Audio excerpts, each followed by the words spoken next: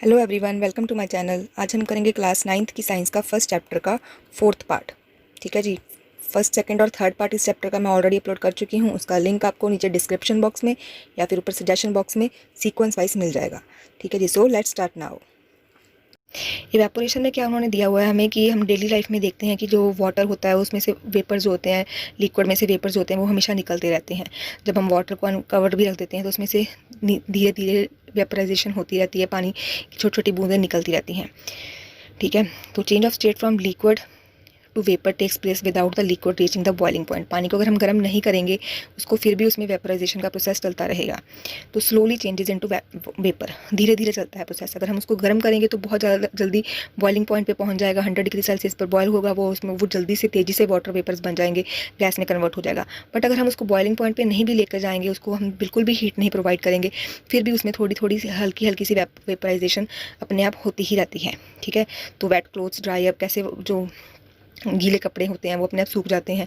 What happens to water in the above two examples. पानी हो होता है इन एग्जांपल्स में कि कहाँ जाता है वो पानी, क्योंकि हमने तो उसको हीट एनर्जी दी नहीं पानी को। तो पानी जो वेट क्लोथ्स में जो पानी है वो कहाँ चला गया। जो नॉर्मल वाटर हमने कहीं रखा हुआ उसमें से जो वाटर वेपराइजेशन हुई, कैसे हुई, पानी कहाँ चला गया। ठीक है। इसके बारे में अब हमने पढ़ना है। We know that particles of matter are always moving. हमें इतना तो पता है कि जो मैटर के पार्टिकल्स होते हैं वो ऑलवेज मूविंग होते हैं, हर टाइम हिलते रहते हैं, कभी एक जगह पर नहीं रुकते।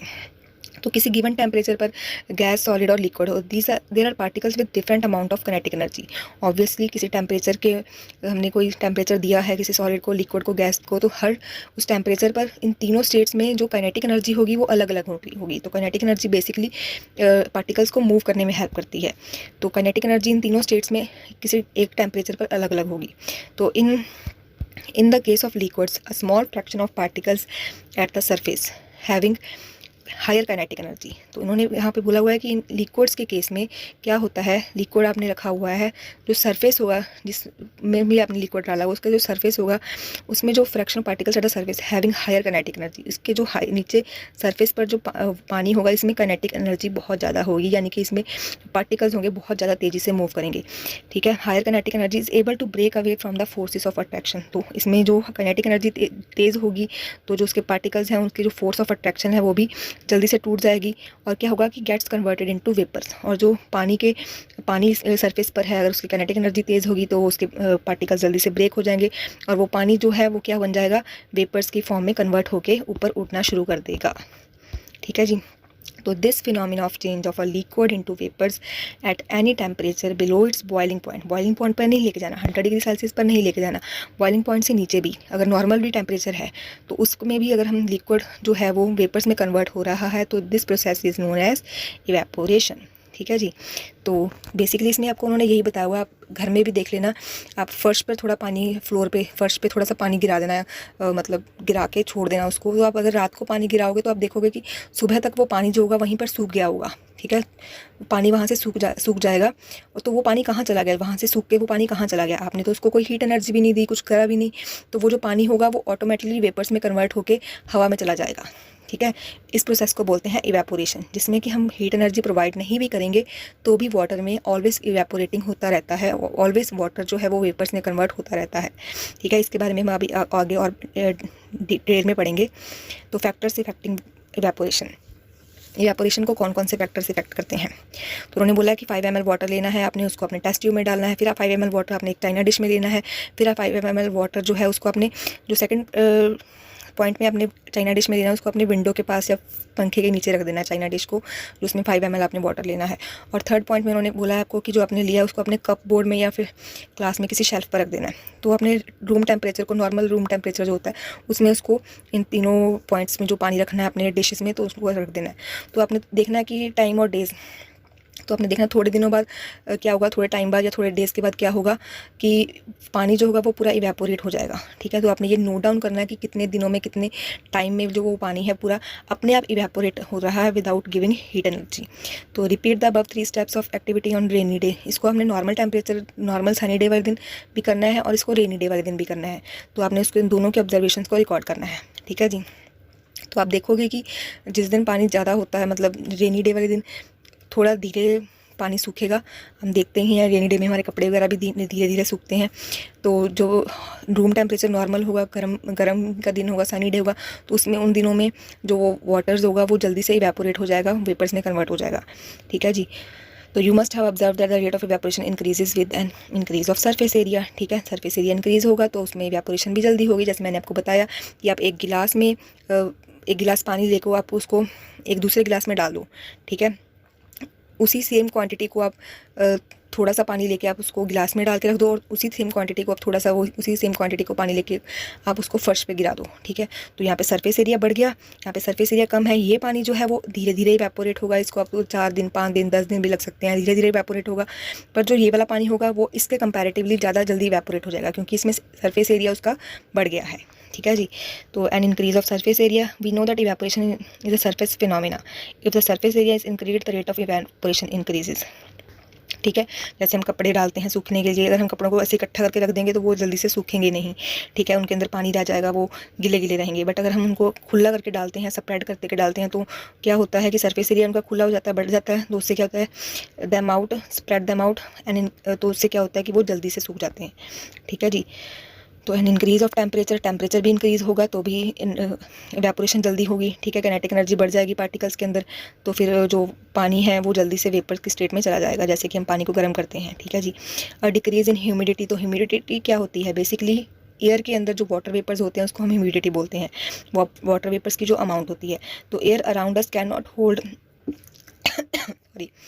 Air around us can not hold more than a definite amount of water vapour eight A given temperature. ठीक है, किसी एक टेम्परेचर पर एयर जो है, हवा जो है हमारी, वो बहुत ज़्यादा अमाउंट जो है वाटर वेपर्स की अमाउंट डेफिनेट अमाउंट होती है, उससे ज़्यादा उसको होल्ड नहीं करके रख सकती अपने अंदर। ठीक है, if the amount of water in air is already high the rate of evaporation decreases. ठीक है, अगर हवा में वाटर की अमाउंट बहुत ज़्यादा है तो उससे क्या होगा, इवेपोरेशन डिक्रीज़ हो जाएगा। जैसे कि मैंने आपको बताया रेनी डे होता है, रेनी डे में क्या होता है, हवा में ज़्यादा वाटर आ जाते हैं, वाटर ड्रॉपलेट्स ज़्यादा हो जाते हैं। तो वाटर ड्रॉपलेट्स ज़्यादा होने से क्या होता है कि इवेपोरेशन कम धीरे धीरे होती है। तो रेनी डेज़ में अगर आप पानी रखोगे किसी चाइना डिश में या किसी भी चीज़ में डाल के रखोगे तो वो पानी जो है वो धीरे धीरे इवेपोरेट होगा as compare to sunny day. ठीक है जी। And increase in wind speed पर भी इवेपोरेशन डिपेंड करता है। कैसे, it is a common observation clothes dry faster on a windy day. जब बहुत तेज़ी हवा चलती है तो कपड़े ज़्यादा जल्दी सूख जाते हैं, क्योंकि विंड की जो स्पीड होती है वो क्या करते हैं, वाटर वेपर के पार्टिकल्स जो होते हैं उनको कपड़ों से दूर कर देती है। ठीक है, decreasing the amount of water vapour in the surrounding. ठीक है, move away with the wind, decreasing the amount of water vapour in the surrounding. जो सराउंडिंग्स होती हैं हमारे आसपास, वाटर वेपर की जो अमाउंट होती है वो डिक्रीज़ हो जाती है, वो विंड की हेल्प से दूर हो जाती है। ठीक है, तो उन्होंने बोला कि how does evaporation cause cooling, की इवेपोरेशन से कूलिंग कैसे होती है। ठीक है, तो in an open vessel liquid keeps on evaporating. मैं आपको पहले भी बता चुकी हूँ कि अब खुले बर्तन में अगर आप लिक्विड को रखोगे तो वो इवेपोरेट होता ही रहेगा। The particles of liquid absorb energy from surrounding. जो पार्टिकल्स होते हैं लिक्विड के वो अपने सराउंडिंग्स से एनर्जी लेते हैं। ठीक है, to regain the energy lost during evaporation के जरिए टाइम पर इवेपोरेशन, जब वाटर वेपर्स बनते हैं, इवेपोरेशन होती है तो उस टाइम पर जो एनर्जी लॉस्ट होती है उस एनर्जी को रीगेन कहाँ से करते हैं, अपने सराउंडिंग्स में से एनर्जी करते हैं। तो this absorption of energy from the surroundings, जो अब्जॉर्ब करते हैं एनर्जी, जो हीट एनर्जी अपने सराउंडिंग्स में से अब्जॉर्ब करते हैं, पार्टिकल्स जो होते हैं लिक्विड के, वो सराउंडिंग से हीट एनर्जी को अपने अंदर अब्जॉर्ब कर लेते हैं। तो इससे क्या होता है, जो सराउंडिंग्स होती है वो थोड़ी वहाँ पर थोड़ी कूलिंग होनी स्टार्ट हो जाती है।